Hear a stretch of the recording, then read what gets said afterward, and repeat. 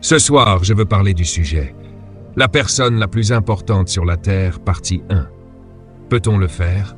Oui, la personne la plus importante sur la Terre, partie 1. Il n'y a rien de plus important sur la Terre que la compréhension. Alors, écrivez ceci, la puissance de la compréhension. Dans l'évangile de Matthieu, chapitre 4, verset 17, Jésus se présente au monde. Ses paroles n'avaient pas beaucoup de sens pour ceux qui l'écoutaient, car ce qu'il disait n'était pas ce qu'ils attendaient. C'était sa première déclaration publique.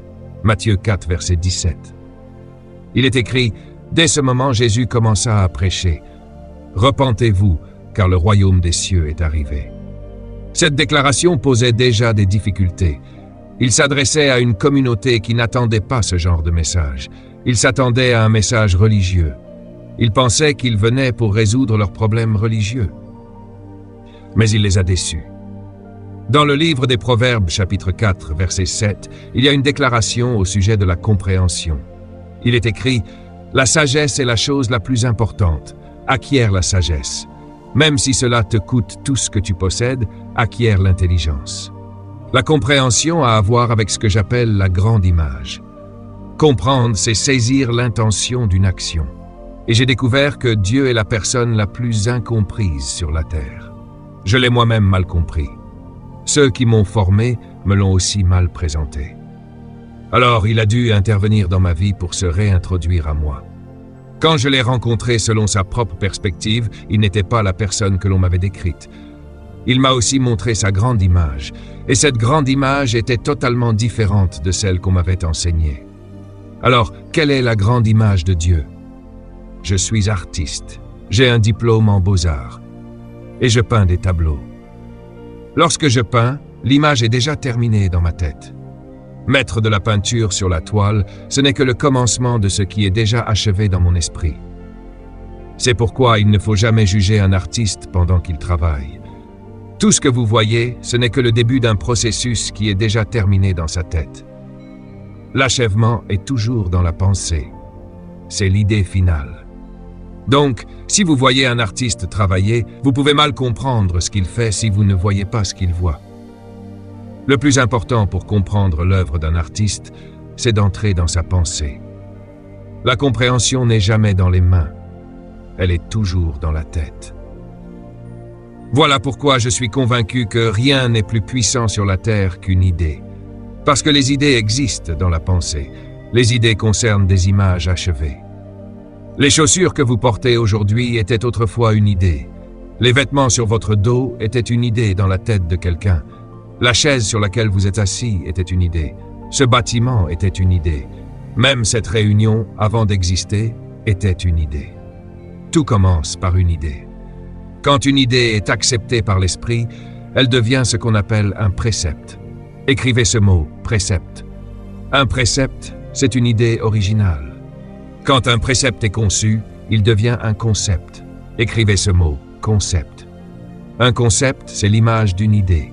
Les concepts, lorsqu'ils sont communiqués, deviennent des mots. Un mot est une pensée exprimée. Un mot est un contenant d'idées. Donc, pour communiquer une idée, il faut utiliser des mots. Si vous voulez transférer vos concepts de votre esprit à celui d'une autre personne, vous devez utiliser ce médium qu'on appelle la parole. La communication dépend donc d'un accord sur la définition des mots. Par exemple, je viens d'un autre pays. Quand j'utilise certains mots dans ma culture, ils n'ont pas forcément le même sens que dans la vôtre, car les mots viennent de la culture. Et puisque les concepts naissent de la culture, la clé de la communication est d'avoir le même sens des concepts avant de parler. Si je veux communiquer avec vous, je dois d'abord m'assurer que mes définitions sont les mêmes que les vôtres. La clé d'une communication réussie, c'est que mes concepts soient identiques aux vôtres et que les mots utilisés pour les exprimer aient le même sens dans nos deux cultures. Quand il y a une rupture dans la communication des concepts, cela s'appelle une méconception. Et rien n'est plus dangereux qu'une méconception. Parce qu'une méconception produit une mauvaise compréhension, et la mauvaise compréhension engendre une idéologie erronée. On finit alors par adopter une conclusion fausse, qui bâtit un système de croyances contaminé. La question est donc, Est-ce que ce que tu crois est la vérité? Car le fait de croire quelque chose ne fait pas de cette chose une vérité. Voilà pourquoi je suis très sceptique dans le domaine de la théologie, parce que les idées théologiques sont souvent influencées par la culture. Ce que j'ai essayé de faire au cours de ces 38 années de recherche de la vérité, c'est de revenir le plus près possible de la pensée de la source de l'information. En d'autres termes, je veux connaître le précepte, pas seulement le concept. Parce que si j'ai le précepte, alors le concept sera correct. Et si le concept est correct, le système de croyance sera purifié. C'est pourquoi je veux revenir et m'introduire dans la pensée de celui qui est l'origine de toute chose. Voilà pourquoi je ne suis pas tant intéressé par les mains de Dieu, les miracles par exemple, mais je suis beaucoup plus préoccupé par la pensée de Dieu. David, le grand roi d'Israël, est le seul homme à qui Dieu ait jamais dit ces paroles. « Tu es un homme selon mon cœur ». Le mot « cœur » ici, en hébreu, signifie « penser ». Tout le monde veut des miracles, tout le monde veut des bénédictions. Mais Dieu dit « Toi, David, tu veux savoir ce qu'il y a dans ma pensée. Toi, je t'aime, je vais te révéler mes secrets. » David disait dans le psaume 119, et il le répète plus de 18 fois, « Enseigne-moi tes préceptes. Montre-moi tes préceptes. Je veux apprendre tes préceptes, alors je marcherai droit dans le monde et j'aurai du succès. » Il disait en fait, « Seigneur, je veux connaître ton idée avant le concept. Quelle était ton intention originale? Quelle était ton image initiale? » C'est ce que j'ai cherché à faire. Laissez-moi vous partager quelque chose qui vous empêchera de dormir ce soir. Ouvrez votre Bible si vous en avez une dans l'Évangile de Jean, chapitre 1. Jean, qui est un penseur profond, présente Jésus au monde à sa manière.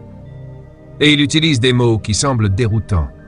Il commence ainsi, « Au commencement était la parole ». Maintenant, souvenez-vous, qu'est-ce que les paroles? Ce sont des contenants d'idées. Au commencement était la parole. La parole était avec Dieu. La parole était Dieu. Elle était au commencement avec Dieu. Puis le verset suivant dit, « Toutes choses ont été faites par cette parole ». Notez le mot « parole ». Ici, dans le texte original, le mot hébreu est difficile à traduire par un seul mot. Quand les traducteurs sont passés à la langue grecque, ils ont utilisé le mot « logos ». Tout le monde dit « logos ». Mais quand on traduit « logos » en anglais ou en français, cela ne rend pas vraiment le sens. Logos signifie l'expression d'une idée. Donc si vous retranscriviez littéralement ce verset, il dirait « Au commencement était l'expression de l'idée de Dieu ». L'expression de l'idée de Dieu était avec Dieu. Et l'expression de l'idée de Dieu était Dieu. Et par cette expression d'une idée, Dieu fit toute chose. Puis au verset 14, il est écrit « Et l'expression de l'idée de Dieu est devenue chair ». Pouvez-vous imaginer cela? Jésus était l'idée de Dieu, marchant sur deux jambes. Si vous voulez connaître les idées de Dieu, savoir ce qu'il pense de tout, étudiez Jésus. Si vous voulez savoir ce que Dieu pense, écoutez Jésus. Et sa première déclaration fut « Repentez-vous ». Le mot « repentez-vous » signifie « changer votre manière de penser ». Cela n'a rien à voir avec le fait d'avancer devant une assemblée. Cela signifie « changer la façon dont on vous a appris à penser ». Pourquoi? Parce que le royaume des cieux est arrivé. Mais voici le problème. Quand j'utilise le mot « royaume », cela pose des difficultés dans cette salle, parce que la plupart d'entre vous sont nés en Amérique. Or, en Amérique, il n'y a pas de concept de royaume. L'Amérique a été sous un royaume seulement brièvement, en 1775, quand elle était une colonie. Mais même ce concept n'existe plus dans la culture. Donc quand Jésus dit « Que ton royaume vienne », nous avons un problème. Parce que nous n'avons aucune idée de ce que signifie un royaume. Nous ne comprenons pas ce concept, alors nous créons une religion appelée christianisme, faute de saisir l'idée du royaume. Alors, quelle était l'idée originale de Dieu? Toute la Bible parle d'un roi, d'un royaume et d'une famille royale. C'est tout. La Bible ne présente jamais Dieu comme un président, un maire, un sénateur, un premier ministre ou un chef de gouvernement. Il se présente toujours comme un roi. David écrit « Porte, élevez vos linteaux, laissez entrer le roi de gloire. » Qui est ce roi de gloire? L'Éternel des armées, fort et puissant, l'Éternel puissant dans les combats. Il est le roi de gloire. Roi, roi, roi, encore et encore. Mais problème, dans votre culture, il n'y a pas de roi. Problème, le concept de roi n'existe pas dans votre système éducatif. Et pourtant, vous lisez une Bible qui ne parle que d'un roi et de son royaume. Voilà pourquoi il y a tant de possibilités et de méconceptions, de mauvaises compréhensions qui mènent à de fausses conclusions et bâtissent des systèmes de croyances corrompus. Avant de conclure, écoutez-moi bien. Je veux vous parler à partir de mon expérience de vie dans un royaume pour vous expliquer pourquoi cette semaine sera peut-être l'une des plus importantes de votre vie. Parce que nous allons être réintroduits aux concepts contenus dans ce livre, mais depuis les idées originales. Moi-même, j'ai vécu dans un royaume jusqu'en 1973. Tout le monde dit « royaume ». Dieu fut le premier à créer un royaume. Il l'appela le royaume des cieux. La Bible dit que Dieu créa les cieux et qu'il est le roi du ciel. Le problème avec le ciel pour nous, c'est qu'il est invisible. Mais il est bien réel. Le ciel est plus réel que la terre. Le ciel est plus solide que le monde physique. La Bible dit « ce qui est visible a été fait à partir de ce qui est invisible. Et ce qui est visible est temporaire, mais ce qui est invisible est éternel. » Donc, l'univers physique, avec ses 500 millions de galaxies que nous comptons encore, n'est pas aussi réel que le ciel. Et quand nous lisons la Bible, nous tombons sur des versets étranges, comme dans le psaume 115, verset 16. « Les cieux sont les cieux de l'Éternel, mais la terre, il l'a donnée aux fils des hommes. » Écoutez bien, Dieu est le roi du ciel, mais il a décidé d'étendre son royaume au domaine physique. L'invisible Dieu veut étendre son royaume invisible dans le monde visible. Alors il a créé l'univers physique et choisi un endroit précis avec 9 planètes, et sur la 3e, il a décidé « Je vais étendre ma domination au monde physique. Je vais laisser mes enfants gouverner cet endroit. » C'est écrit dans Genèse chapitre 1. J'aime ce passage. Verset 1. Au commencement, Dieu créa les cieux et la terre. Puis verset 26. Dieu dit « Faisons l'homme à notre image et à notre ressemblance, et qu'il domine sur la terre, sur les poissons de la mer, les oiseaux du ciel, les bêtes des champs et sur toute la terre. » Dieu créa donc la terre pour une raison. Il voulait étendre l'influence de son royaume à un lieu physique. Vous venez de Dieu, vous êtes un esprit. Mais pour gouverner la terre, il fallait que Dieu vous mette dans un corps terrestre. C'est ce qu'il fit dans Genèse 2, verset 7, lorsqu'il forma l'homme de la poussière du sol, souffla en lui un souffle de vie, et l'esprit reçut un corps de terre. C'est pour cela que vous êtes ici légalement. Et la seule créature à qui Dieu a donné autorité sur la terre, c'est l'homme. Dieu a dit qu'il domine. Un être humain est une combinaison étrange. C'est un esprit dans un habit de terre. Et c'est la seule créature à qui Dieu a donné officiellement la domination sur la terre. Ainsi, tout esprit présent ici sans corps est illégal. Voilà pourquoi quand tu meurs, tu pars. Quand tu perds ton corps, tu dois quitter la terre. Tu n'as pas vu ta grand-mère hier soir. Ce que tu as vu, c'était un démon qui imitait ta grand-mère. La Bible les appelle des esprits familiers.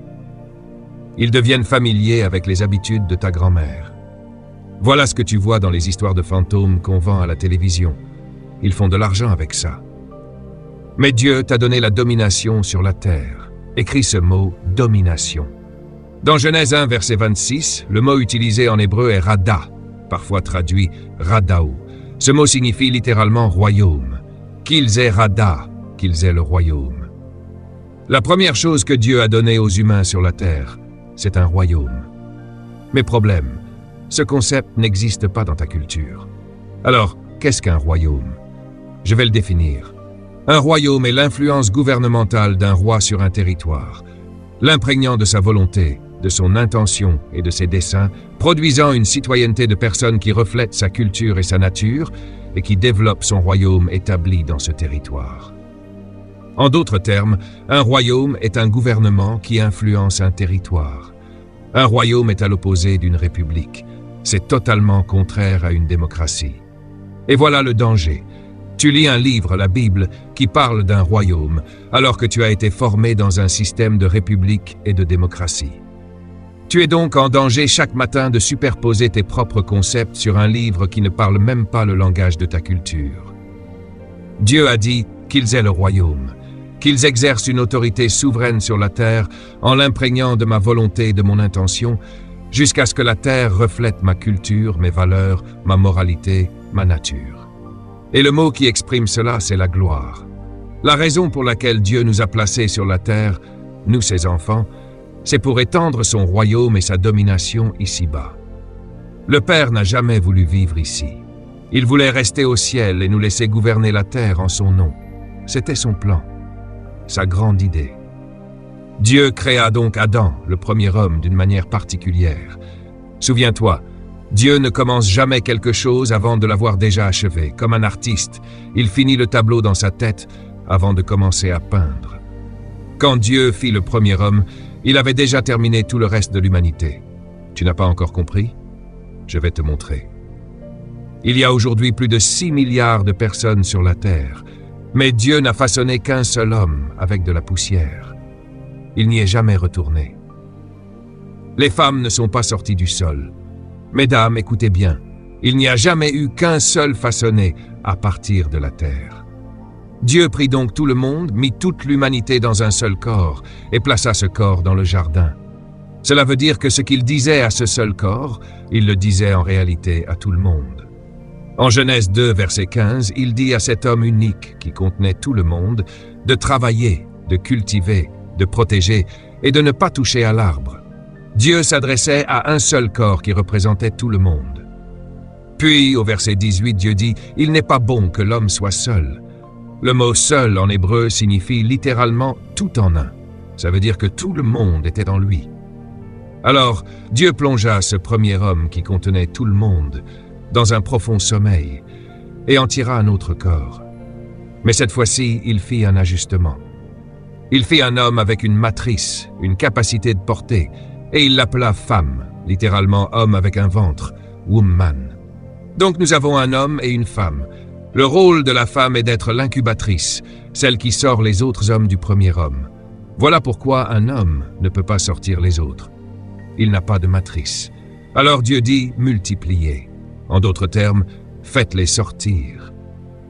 Dieu avait déjà fini son œuvre, mais il laissa le processus se poursuivre à travers eux. Voilà pourquoi Dieu ne fabrique plus de personnes. Elles continuent de venir en sortant les unes des autres.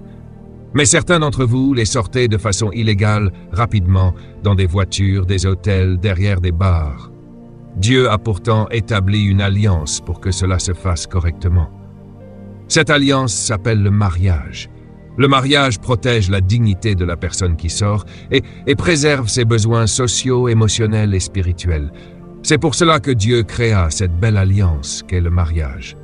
Et ensuite Dieu dit « Ayez la domination sur la terre. Ayez le royaume sur la terre. » Écoutez bien, certains parmi vous ici sont arrivés par accident, mais personne ici n'est une erreur. Vous êtes des enfants prédéterminés. Vous n'êtes pas une erreur. Suivez-moi attentivement. Dieu a créé cette merveilleuse planète, nous y a placés et nous a dit « Ayez un royaume dessus ». Avant de continuer, je veux vous expliquer comment les royaumes s'étendent. Tous les royaumes s'étendent, car la gloire d'un royaume réside dans son territoire. Voilà pourquoi tous les royaumes cherchent à s'étendre. Lorsqu'un royaume prend possession d'un territoire et y impose son influence, on appelle cela une colonie. Je suis né dans une colonie. En 1954, à ma naissance, les îles des Bahamas n'étaient pas un pays. Je ne suis pas né dans un pays, je suis né dans ce qu'on appelait une colonie, appartenant à un royaume vieux de plus de 259 ans. Je suis né en adorant un roi et une reine. Quand je lis la Bible, ces mots ont un sens pour moi. Je me souviens qu'à 9 heures chaque matin, nous devions nous lever pour chanter pour le roi que nous n'avions jamais vu, et pour la reine que nous n'avions jamais vue. Parce que dans un royaume, c'est ce qu'on fait. Chaque matin, on se lève pour adorer.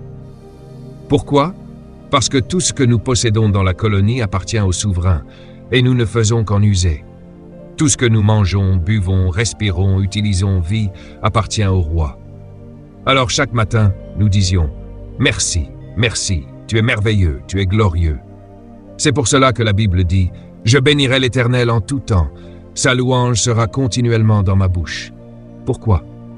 Car la terre est à l'Éternel, et tout ce qu'elle contient, le monde et ceux qui l'habitent. Alors levez la main, mettez votre fierté dans votre poche, et dites simplement merci. Merci pour le souffle-vie, pour l'oxygène. Merci pour la force de venir ici ce soir. Merci pour l'argent qui vous a permis de venir en voiture. Arrêtez d'être fiers et applaudissez pendant 5 secondes pour dire merci. Chaque matin dans la colonie, nous devions chanter. Savez-vous comment fonctionnent les colonies? C'est exactement ce que nous allons voir cette semaine. Quand le Royaume britannique a pris possession des îles des Bahamas, il en a fait une colonie. Les Français ont fait de même avec Haïti, les Portugais avec le Brésil, les Espagnols avec Cuba et la Dominique. Chaque royaume qui prenait un territoire commençait par l'expansion. Et pour créer une colonie, voici le secret. Le roi d'Angleterre choisissait parmi ses plus proches conseillers un Anglais blanc. Il l'envoyait vivre parmi nous aux Bahamas, et sa mission était de nous rendre britanniques. Un seul homme. Il fut envoyé sur une île appelée Nassau où je vivais, et on lui construisit une maison rose. Demain, je vous montrerai cette maison. Dans chaque colonie, le royaume construisait une maison uniquement pour le gouverneur. Le gouverneur était envoyé pour représenter le royaume. Pourquoi l'appelait-on gouverneur? Parce qu'il représentait le gouvernement. Dans votre culture, le mot gouverneur a un sens différent. Vous l'élisez. Dans un royaume, le gouverneur est nommé par le roi, sans élection. Dans votre pays, le gouverneur dirige un État. Dans un royaume, il dirige toute la colonie. Cet homme, dans sa maison rose, est entré dans nos vies quand le royaume a pris possession de ces îles, et il a tout bouleversé. La première chose qu'il a enlevée fut notre langue. 99% des habitants de mon pays nous ressemblaient et nous parlions des langues africaines. Mais quand le gouverneur est arrivé, il a interdit notre langue natale et nous a imposé l'anglais royal. Pourquoi? Parce que pour prendre le contrôle, il faut d'abord maîtriser la communication. La première chose que le gouverneur prend toujours, c'est votre langue, et il vous donne la sienne. La deuxième chose qu'il nous a retirée fut nos vêtements. Nous portions peu ou rien, et cet homme a rendu obligatoire le port de vêtements. Écoutez attentivement. Maintenant, suivez-moi attentivement. Dieu a créé cette merveilleuse planète, nous y a placés et nous a dit « Ayez un royaume dessus ». Je veux vous expliquer comment les royaumes s'étendent. Tous les royaumes s'étendent, car la gloire d'un royaume réside dans son territoire. Quand un royaume s'étend sur un territoire, on appelle cela la colonisation. Quand un royaume prend un territoire et y impose son influence, ce territoire devient une colonie. Je suis né dans une colonie. En 1954, aux Bahamas, ce n'était pas un pays. J'étais né dans ce qu'on appelait une colonie, appartenant à un royaume vieux de 259 ans. Nous adorions le roi et la reine. Chaque matin, nous devions nous lever pour chanter pour eux, même si nous ne les avions jamais vus. Pourquoi? Parce que tout ce que nous possédions dans la colonie appartenait au roi, et nous n'en étions que les utilisateurs. Le gouverneur envoyé par le roi était la personne la plus importante de la colonie. Son rôle était de nous transformer pour qu'on reflète le royaume. La première chose qu'il a prise, c'était notre langue. Nous parlions des langues africaines, mais il nous a imposé l'anglais royal. La deuxième chose qu'il a prise, c'était notre vêtement. Chaussettes longues, pantalons courts, chemises, cravates et vestes, même sous 35 degrés. Pourquoi? Parce que dans le royaume, il fait froid 9 mois par an. Alors, le gouverneur devait nous rendre semblables au royaume. La troisième chose qu'il a prise fut notre histoire. Pendant 258 ans, ce blanc a détruit notre histoire africaine et nous a imposé l'histoire du royaume. À 6 ans, je connaissais déjà toutes les femmes d'Henry Coth. À 9 ans, je pouvais réciter Shakespeare. À 15 ans, je connaissais tous les poèmes de Longfellow et l'histoire complète des rois et reines d'Angleterre. La dernière chose qu'il a prise fut notre culture. Il nous a appris à boire du thé 4 fois par jour avec des chocolats, à conduire à gauche, à respecter les habitudes britanniques. Quand un royaume impacte une colonie, il transforme la colonie à l'image du roi. Et la personne responsable de cette transformation, c'est le gouverneur. La terre a été créée par Dieu pour être une colonie du ciel. Il a envoyé un gouverneur, l'Esprit, pour vivre en nous, dans un corps, une maison façonnée par Dieu. C'est pour cela que la Bible dit que notre corps est le temple du Saint-Esprit. Quand Adam déclara son indépendance vis-à-vis du royaume des cieux, Comme les Bahamas face à l'Angleterre en 1973, le gouverneur devint illégal. Il fut rappelé en Angleterre, et nous devions désormais gouverner nous-mêmes. Le premier acte de l'homme après cette indépendance fut de se battre contre son frère, montrant que nous avons commencé à créer notre propre vie, souvent avec des erreurs. Mais Dieu a placé son esprit en nous pour que nous gouvernions légalement sur la terre. Votre corps est la maison du gouverneur, et l'esprit vient transformer votre vie pour établir la culture du royaume dans tous les domaines. Les affaires, le sport, les investissements, la politique, la médecine, l'éducation. Il ne s'agit pas de religion, il s'agit de transformation culturelle. Dieu vous a béni avec de l'influence pour le bien de son gouvernement. La Bible dit que nous sommes ambassadeurs de Christ et de son royaume. Un ambassadeur ne parle pas pour lui-même, il représente son gouvernement. Cette semaine, nous allons étudier notre constitution et apprendre nos responsabilités d'ambassadeur. Nous allons voir comment le gouverneur agit à travers sa maison, car seule l'influence du royaume peut réellement transformer la ville. C'est pour cela que nous prions que ton royaume vienne au nom de Jésus. Amen. Applaudissons le Seigneur ce soir. Cela coûte cher. Mais cela en vaut la peine. Quand je marche à travers la vallée de l'ombre de la mort, je ne crains véritable preuve de la présence du Saint-Esprit dans une vie est la puissance. Votre vie doit être contrôlée par ce qui est bénéfique. Ne pleurons jamais lorsque nous sommes confrontés à des défis. Nous nous tenons debout et regardons le diable droit dans les yeux et disons, quoi que tu fasses, je suis plus que vainqueur.